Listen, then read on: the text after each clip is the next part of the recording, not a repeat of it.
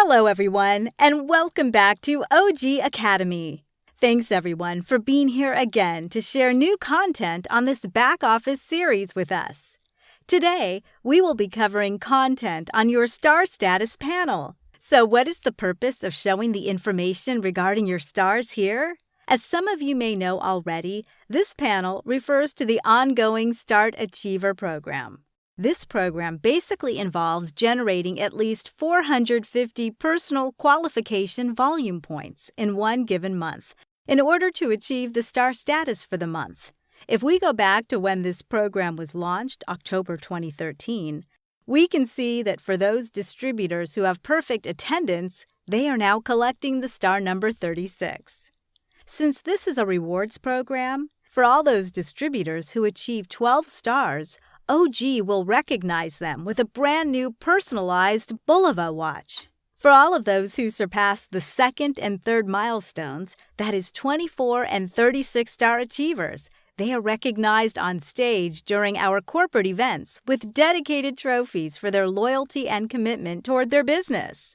So if we look at the panel in itself, we can see that the numbers showing there correspond to the current and previous month star status. So why is this useful? Well, if we think that the program will earn you rewards as you accumulate stars month after month, we expect that the number on the panel is consecutive.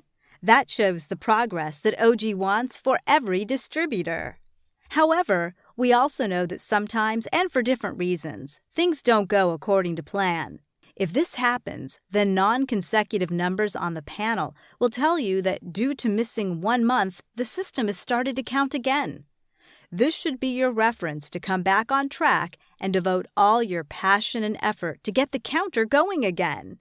This is simple information, yet a powerful message to show yourself and your fellow distributors, especially your own team, that you are committed and you care for continuously reaching your goals in your OG business.